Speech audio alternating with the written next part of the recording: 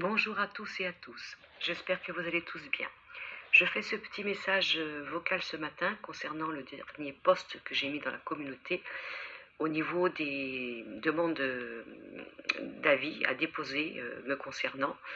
Et donc j'ai fait ce petit post ce matin pour ceux qui seraient désireux de laisser un témoignage concernant leur approche envers moi. Je fais notamment cette petite audio parce que si vous le faites et que vous allez donc sur le lien que j'ai proposé, vous verrez que le dernier message que j'ai reçu hier soir ou tard dans la nuit est négatif. Alors vous pourriez penser que c'est peut-être une mauvaise idée de vous demander de déposer un avis, surtout si vous tombez sur ce dernier message qui est négatif. Et vous constaterez aussi bien sûr qu'il y en a plein de positifs.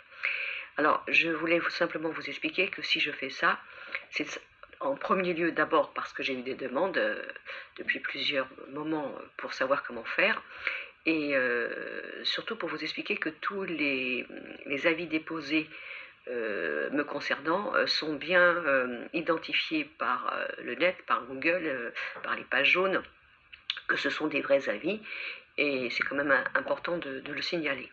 Voilà.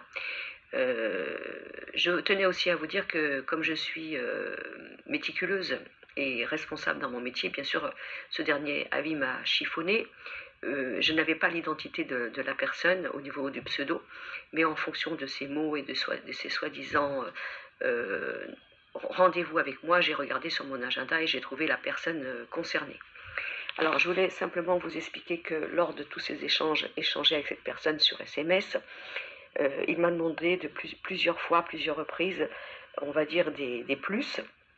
C'est-à-dire qu'après ces consultations, il me demandait d'autres renseignements supplémentaires en plus de la consultation que je lui avais donnée. Et je me suis rendu compte que je lui avais répondu plusieurs fois gracieusement à de nombreuses reprises. Voilà, donc ça c'est juste pour vous dire ma responsabilité, que si j'ai un retour négatif concernant une consultation, et notamment si elle a été répétée, bien sûr je m'interroge, je me sens en devoir et en respect d'éclaircir la situation, et certaines consultantes pourraient en témoigner comme quoi j'ai pris la peine de les rappeler, pour regarder à nouveau, bien sûr d'une manière gracieuse, le pourquoi et le comment les choses ne s'étaient pas passées comme il se devait. Alors comme je vous ai répété plusieurs fois, la datation est très compliquée en voyance. Je suis une voyante de destin, c'est-à-dire que je vois lors de la première consultation ce qui m'est donné pour vous entre maintenant et parfois plusieurs années.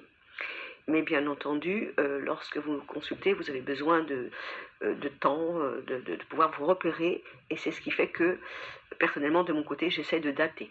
Alors il s'avère au bout de 35 ans de métier que je me suis rendu compte que parfois, des personnes au niveau du retour m'avaient dit Brigitte, tout ce que vous m'avez expliqué est arrivé 2 ans, 3 ans après, exactement comme vous l'aviez prédit. Parce que je vous répète, je suis une voyante de destin, c'est-à-dire je vois loin. Ça c'est juste pour vous expliquer pourquoi parfois au niveau de certaines prédictions il y a des personnes qui sont heureuses et satisfaites parce que les prédictions s'avèrent se révéler rapidement, et d'autres un peu plus tard dans le temps, et lorsqu'on prend la précaution de dater, eh bien c'est un peu le bâton pour se faire battre, tout simplement parce qu'on prend des risques à vous décevoir au niveau du temps et au niveau de la datation.